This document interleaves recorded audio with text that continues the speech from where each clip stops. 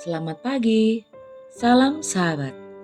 Hari ini, Minggu 11 Mei tahun 2025 adalah minggu keempat sesudah Paskah. Kita akan bersama merenungkan firman Tuhan dari Bilangan 15 ayat 22 sampai 31. Bilangan pasal 15 ayat 22 sampai 31.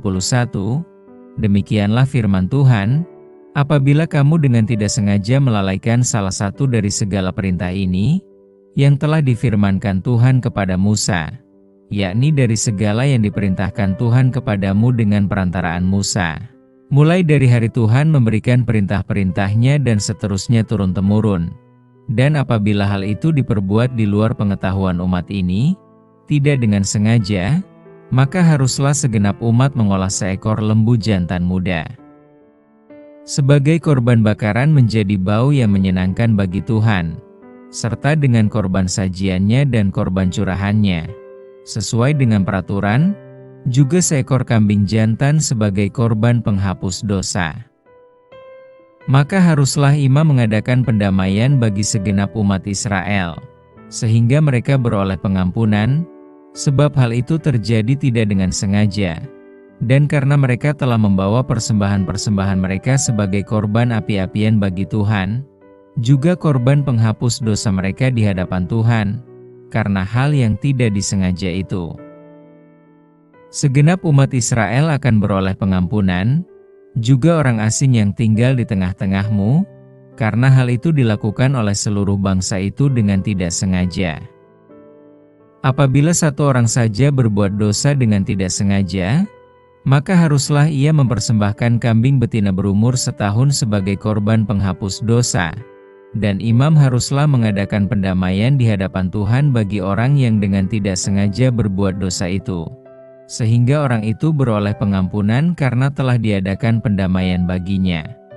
Baik bagi orang Israel asli maupun bagi orang asing yang tinggal di tengah-tengah kamu, satu hukum saja berlaku bagi mereka berkenaan dengan orang yang berbuat dosa dengan tidak sengaja. Tetapi orang yang berbuat sesuatu dengan sengaja, baik orang Israel asli, baik orang asing, orang itu menjadi penista Tuhan, ia harus dilenyapkan dari tengah-tengah bangsanya, sebab ia telah memandang hina terhadap firman Tuhan dan merombak perintahnya. Pastilah orang itu dilenyapkan, kesalahannya akan tertimpa atasnya. Dengan tema merespon anugerah Allah. Allah membedakan perlakuan antara umat yang tanpa sengaja berbuat dosa di ayat 22-29 dengan umat yang dengan sengaja berbuat dosa ayat 30-31. Dosa yang tanpa sengaja ialah dosa yang pelakunya tidak merencanakan suatu tindakan yang melanggar perintah atau yang tidak menyadari jika tindakannya itu adalah suatu pelanggaran.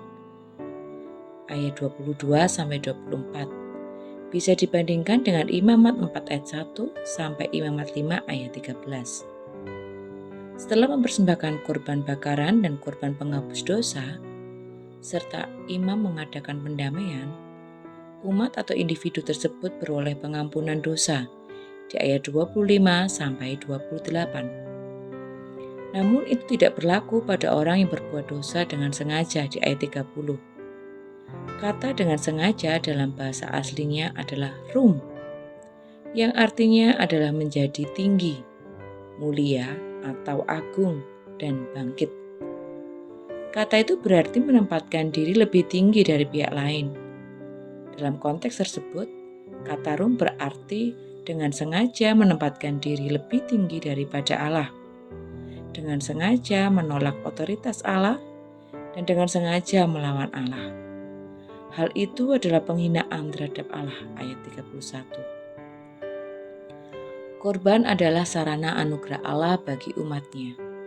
Melalui korban, Allah mengampuni dan memulihkan relasi dengan umatnya.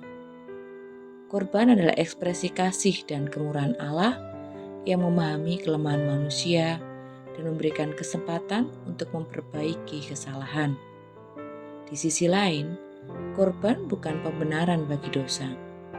Korban tidak boleh dijadikan alasan berbuat dosa.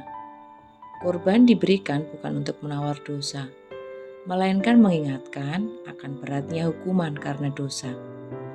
Hal itu terlihat jelas dalam Perjanjian Baru. Yesus Kristus adalah korban sejati yang mendamaikan hubungan Allah yang kudus dan manusia yang berdosa. Bisa dilihat dalam Roma 3 ayat 25. Di dalam dirinya kita memperoleh penebusan, yaitu pengampunan dosa.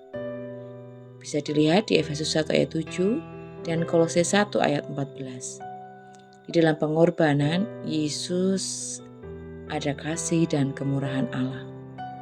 Kita dipanggil untuk berhenti berbuat dosa dan hidup menghormati Allah. Itulah respon yang tepat atas anugerah Allah. Lagi pula, Allah tidak segan menghukum orang yang dengan sengaja berbuat dosa.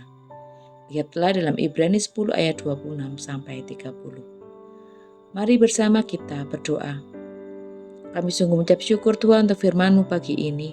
Mampukan kami anak-anak-Mu yang lemah ini boleh menyadari setiap dosa yang telah kami lakukan, baik itu sengaja maupun tidak.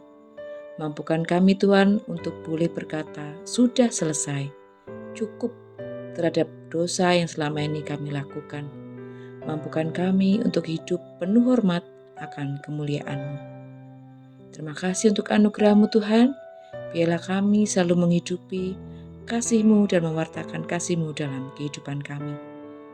Di dalam nama Tuhan Yesus kami berdoa dan mengucap syukur. Haleluya. Amin. Demikian renung kita pagi ini. Kiranya Tuhan Yesus memberkati.